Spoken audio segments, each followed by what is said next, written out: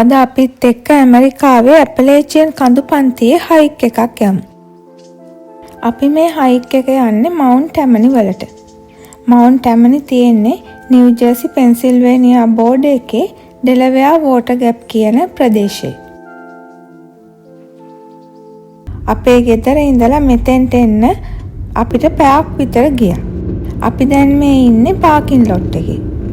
අද ටිකක් සෙනඟ වැඩි වීකෙන්ඩ් එකක් වුණත් අපි එච්චර අමාරුවක් නැතුව පාකින් ස්පොට් එකක් හොයාගත්තා.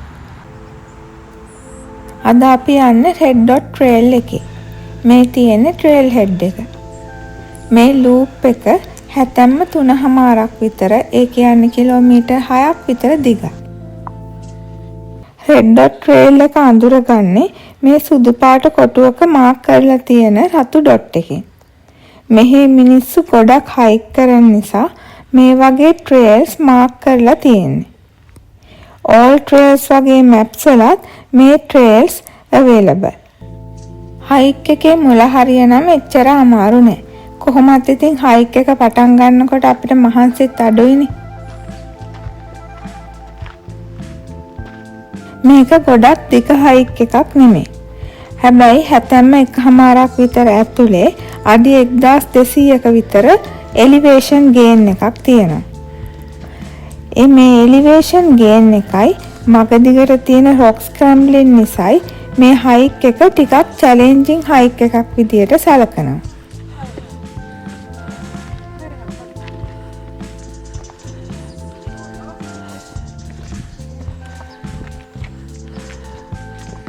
හයිකින් ලූප් එකේදී හරිම ලස්සන view points කීපයක්ම අපිට හම්බ වෙනවා. දැන් අපි ඉන්නේ 70ක් විතර ගියාට පස්සේ හම්බ වෙන view point එකේ.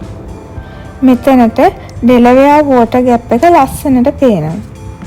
අර පේන පාර I-80. ඇමරිකාවේ තියෙන දිගම ඉන්ටර්ස්ටේට්ස් වලින් එකක්. මේ ඉන්ටර්ස්ටේට් එක නිව් ජර්සි ඉඳලා සෑන් ෆ්‍රැන්සිස්කෝ වෙනකම්ම යනවා. අපි මේ view point එකේ ටික වෙලාවක් නතර වෙලා වතුර එහෙම බීලා මහන්සි ඇරියා. මෙතන ඉඳලා බලාගෙන ඉද්දි පහලින් පේන ඩෙලවෙයාර් රිවර් එකේ කායකින් කරන බෝට්ටු පදින මිනිස්සු ගොඩක් අපිට දැක ගන්න හම්බ වුණා. පොඩ්ඩක් වෙලා මහන්සි ඇරලා අපි දැන් මේ යන්නේ මවුන්ට් ටැමනි සමිට් එකට. එන්න පාර ස්ටීප් සහ රොකී ගතිය වැඩි. ඒ නිසා අපේ වේගයත් ටික අඩු වෙලා තියෙනවා. කොහොම හරි අපි දැන් මේ ඇවිල්ලා ඉන්නේ මවුන්ට් ටැමනි සමිට් එකට. ගල් උඩින් ඇවිල්ලා අපිට හරිම හති. ඒත් මේ ලස්සන view එක දැක්කම ඒ ඔක්කොම මහන්සිය ගියා. මවුන්ට් ටැමනි සමිට් එකේ තියෙන මේ view point එක තියෙන්නේ ට්‍රේල් හෙඩ් එකේ ඉඳලා 70ක්ම 1.5ක් විතර දුරේ.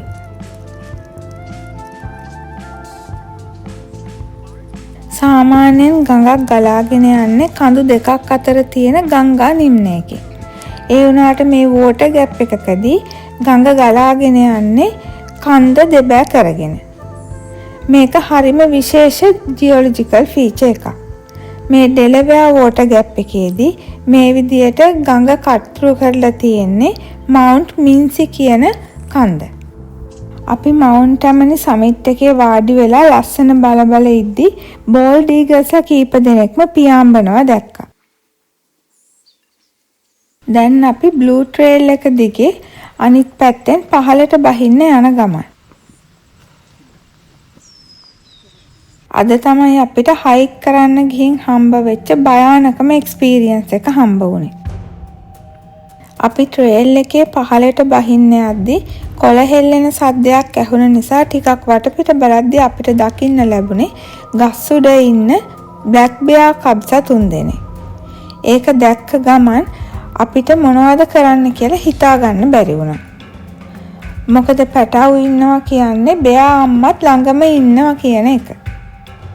කොහොම වුණත් අපිට වෙන ඔප්ෂන් එකක් නැති නිසා අපි හිමින් එතනින් ඈතට ඇවිදගෙන ගියා. තව හයික් කරන කීප දෙනෙක් ඈතින් දකින්නකොට තමයි අපිට ඇඟට ලේ ටිකක් ඉනුනේ. මේ එක්ස්පීරියන්ස් එකට පස්සේ අපි දැන් හයික් කරද්දී බෙයාර් බෙල් එකකුයි බෙයාර් ස්ප්‍රේ විසුල් එහෙකුයි අනිවාර්යෙන් අරගෙන යනවා. ඒවා අපි ඉස්සරහ වීඩියෝ එකකදී ඔයාලට පෙන්වන්න.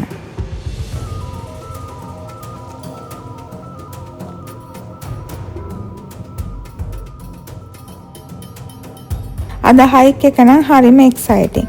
අපි බෙයාලා දැකලා තව ටිකක් දුර යනකොට රැටල් ස්නේක් කෙනෙකුත් හම්බ වුණා. හැබැයි අපි ඈත තියලාම ස්නේක්ව දැක්ක නිසා එයාගෙන් අපිට කරදරයක් නම් වුණේ නැහැ. බ්ලූ ට්‍රේල් එකේ එන්ඩ් එකට එද්දි අපිට ඩන්ෆීල්ඩ් ක්‍රීක් ෆෝල්ස් හම්බ වෙනවා. මෙතන හරිම ලස්සනයි. මෙතන කැමති නම් ස්විම් කරන තැනකුත් තියෙනවා. අපි හයික් කරපු මහන්සිය යන්නත් එක්ක මෙතන ගොඩක් වෙලා වාඩි වෙලා හිටියේ. ඩන්ෆීල්ඩ් ක්‍රීක් ෆෝල්ස් වල ඉඳලා ට්‍රේල් එකේ ඉතුරු ටිකට එන අතරේ අපිට ලස්සන ලී පාලමකුත් හම්බ වෙනවා. මේ ලී පාලම පහු කරාට පස්සේ ඩන්ෆීල්ඩ් ක්‍රීක් එක දිගේ තියෙන ට්‍රේල් එකේ පාකින් ලොට් එක පැත්තට ආවා. දැන් අපි ඉන්නේ පාකින් ලොට් එක පේන දුර. අපිට මේ මුළු හයික් එකටම පැය 3:00ක් විතර ගියා. දැන් අපි ආයිමත් ඩ්‍රයිව් කරගෙන ගෙදර යනවා. මේ හයික් එක ගැන ඔයාලට හිතුනේ මොනවද කියලා කමෙන්ට් කරන්න. අපි ලබන සතියේ තවත් ලස්සන වීඩියෝ එකකින් හම්බ වෙමු.